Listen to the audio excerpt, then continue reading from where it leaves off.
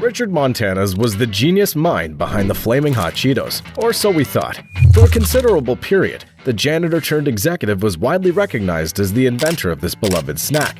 However, mounting evidence began to cast doubt on his claims, casting a dark shadow on his rags-to-riches story. This is the story of Richard Montañez, the self-proclaimed inventor of flaming hot Cheetos.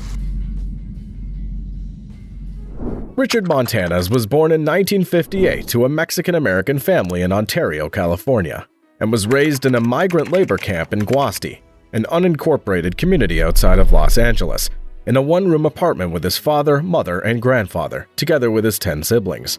Richard barely enjoyed school and often had difficulty speaking and writing in English. Even though he frequently expressed his struggle to his mother, she always encouraged him to continue school, not wanting her son to become a dropout. However, Richard's mind was made up, and in 6th grade, he decided to leave school, a decision he'd soon come to regret. However, before dropping out of school, he had already experienced what it meant to run a business. You see, in 3rd grade, Richard's mom sent him to school with a burrito for lunch. At lunch hour, as soon as he brought it out of his bag, he met the stare of many of his American classmates because very few people had seen a burrito. Being ashamed, he immediately put it in his bag. So the next day, he asked his mom to make him a bologna sandwich and a cupcake like the other kids. However, she packed him 2 burritos, one for him and the other to share with a friend. By the end of the week, the 7-year-old boy was selling burritos for 25 cents each. After dropping out of school, Richard faced the challenges of the day. He worked in the fields and did odd jobs like slaughtering chickens, washing cars, and picking weeds. Unfortunately, he saw no way out of his life of poverty. That is, until a friend of his told him about a job vacancy in the Rancho Cucamonga Frito-Lay plant, where he would work as a janitor. The job offered a salary of $4 per hour, making it a better option for Richard at that time. In 1976, Richard was hired as the janitor. For him, this was indeed a good relief. He accepted this job with a rather unique mindset, as his grandfather always counseled him to put his heart into his job and ensure he made a difference. Richard lived with this mindset as a janitor, and after some years, his big moment finally came. When Richard was a janitor, Frito-Lay faced a tough market. Many of its competitors came up with great ideas that drew the market their way. However, the company was stuck and not making any progress. These events spurred the CEO of Frito-Lay, Roger Enrico, to make an inspiring speech that would later lead to the advent of Flamin' Hot Cheetos. Among the many employees that watched that video, Richard caught the vision that later led to his outstanding contribution to Frito-Lay. CEO Roger Enrico advised every worker to think like an owner, and Richard went home shocked at what this could mean if he acted this way in his current job as a janitor. Not long before then, he did something very unusual. He approached a salesman and volunteered to help out on his days off. This offer was accepted, which led him even closer to his breakthrough. His day finally came. Entering the store, he realized something quite shocking. As the salesman restocked inventory, Richard scanned the shelves in the room. He noticed something rather strange. Frito-Lay never made any spicy products. To him, this was a huge restriction for Frito-Lay in the Latino market. This was the beginning of his meteoric rise to greatness. As he often said, it takes one revelation to make a revolution. Richard kept his mind on the possibility of having a spicy Frito-Lay product. Not long after, he encountered what seemed to be a mind-opener to him. He walked up to a street vendor to buy Mexican corn. When he tasted it, he thought, what if I put chili on a Cheeto? This was the crazy idea that later led to his rise to stardom. He seemed to go straight home with it.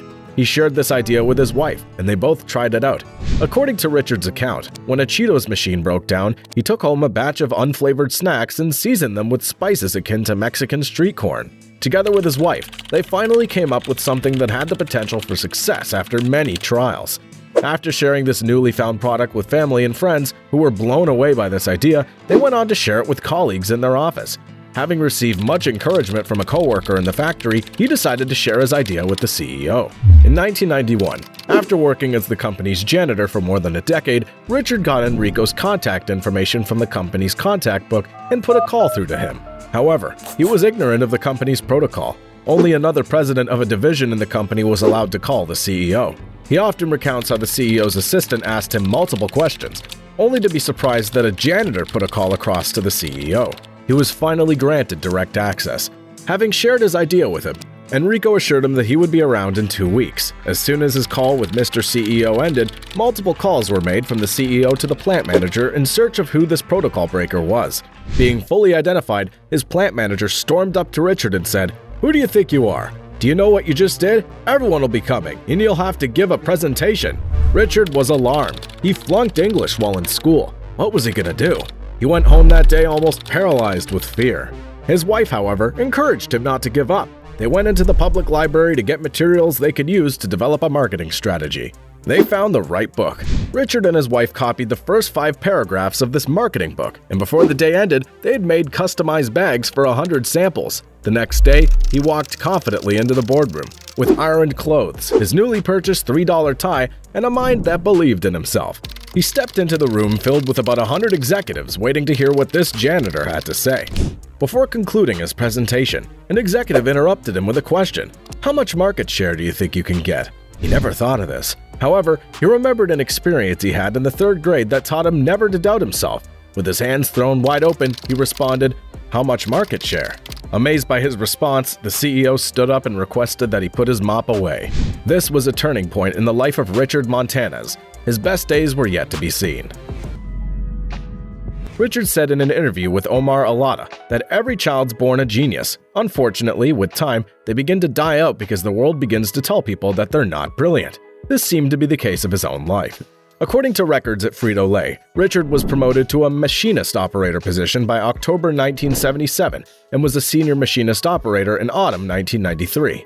He ascended the ladder of leadership to become the first ever Mexican-American executive at PepsiCo. He retired in March 2019 as Vice President of Multicultural Sales and Community Promotions for PepsiCo North America. However, before retirement, he authored 2 books based on his life experiences, A Boy, a Burrito, and a Cookie, and Flamin' Hot, the incredible true story of one man's rise from janitor to top executive. Richard's story has been described as the embodiment of the American dream. However, controversy arose a few years later, when he claimed to be Flamin' Hot Cheetos' inventor. It appears that there were some inconsistencies in Richard's story. In May 2011, Richard's claim of being the brain box behind Flamin' Hot Cheetos was debunked by a Los Angeles Times article. A spokesperson for Frito-Lay stated, "We value Richard's many contributions to our company, especially his insights into Hispanic consumers, but we do not credit the creation of Flamin' Hot Cheetos or any Flamin' Hot products to him."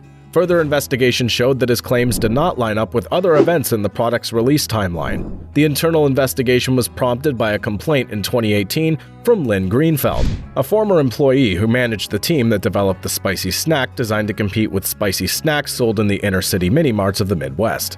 The investigation found out that the Flamin' Hot Cheetos brand name and flavor idea were first developed by a woman named Lynn Greenfeld as early as 1989.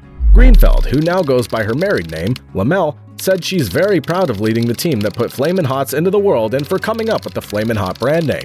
Frito-Lay wrote in a statement to the Times, "We have interviewed multiple personnel who were involved in the test market, and all of them indicate that Richard was not involved in any capacity in the test market. That doesn't mean we don't celebrate Richard," the statement continued, "but the facts do not support the urban legend." The highly inspiring tale behind Flamin' Hot Cheetos and Richard's story seemed to have some unverified facts in it. Richard has claimed that he rose through the ranks from a janitor at Frito-Lay after personally calling Frito-Lay CEO Roger Enrico in 1991 with the idea and recipe for Flamin' Hot Cheetos and inventing the ever-popular snack. However, the Los Angeles Times reported in 2021 that Enrico didn't even work for Frito-Lay at the time that Flamin' Hot Cheetos were developed.